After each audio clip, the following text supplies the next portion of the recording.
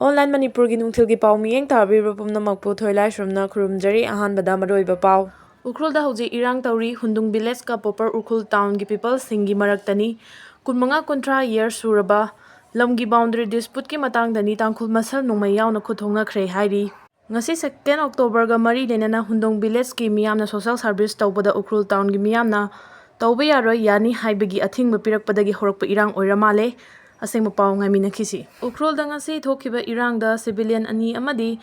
6th Shuba MR personal ama Leikhidre Ukhrul district ki oina mobile internet amadi broadband Thingkhre aikhoigi lengakloi sengna lofam thokpa thodang lowba ngamdana leiribasi karigino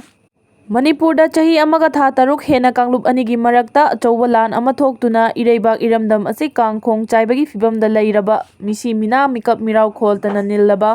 lamdam ama oiraba fawbada aikhoigi lengakloi oiriba MLA amadi minister singna Maraibang Manipur kannabagi damak lofam thokpa thodang adu lowba ngamdana tumina leishiliba asi karigino haiba wahang laklei hojik leibang miyamna Maraibang Manipur amadi miyamna nungsibidraba aikhoigi lengakloi singi mathakta akanba khongjang changsinaba sem saduna leire haibasu lengakloi singna khangpham thoi aikhoigi lengakloi singna amatoina punsinduna pangal thongna sagatuna Manipurda thokliba lan asi loisinaba Bharat lengakta taksinpham thokpadu ngasi phawba taksindana leiri Bharat lengakna yeirakpa punglon gi tanthada jagoi saduna aikhoigi lengakloi singna leiba haibadu oiri khanduna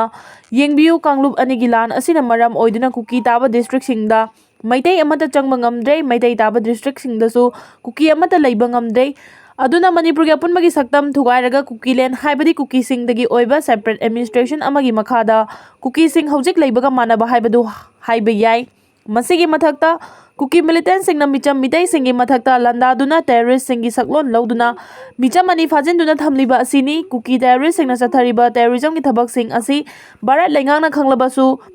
tarabasu hojik phawba tumina leisinduna adumak leiri masina takpadi Manipur thokliba lan asi loisinaba Bharat lengakna kariguma thabak amata lokhatloi nakhoi masel haninglaga hana jau haiduna ningaidana leithokpaga chap manai Fibam masida aikhoigi lengakloi singna amato oina punsinduna apunbagi pangal thongna sagatuna Manipur thokliba lan asi loisinaba Bharat lengaki mafamda taksipam thoi lan asi loisinge hairabadi Bharat ki prime minister gi makuta lei mahakna mahaki wai amana lan asi khudakta loisinba ngamgani haibasi aikhoigi lengakloi singna khanglibani aduna lan asi loisinaba lengakloi singna lofam thokpa thodang adu lawgadabani kariguma thodang asi lawdaba tarabadi aikhoigi MLA yangkhai lehoriba asigi mathakta magi kendragi miyamna kan khongjang changsilakani haibasini MLA yangkhai khangna Maraibang Manipur kannaba lofam thokpa thodang adu hojik lawnaba honagadabani madunatana leibang miyamu mai iklaba kang amada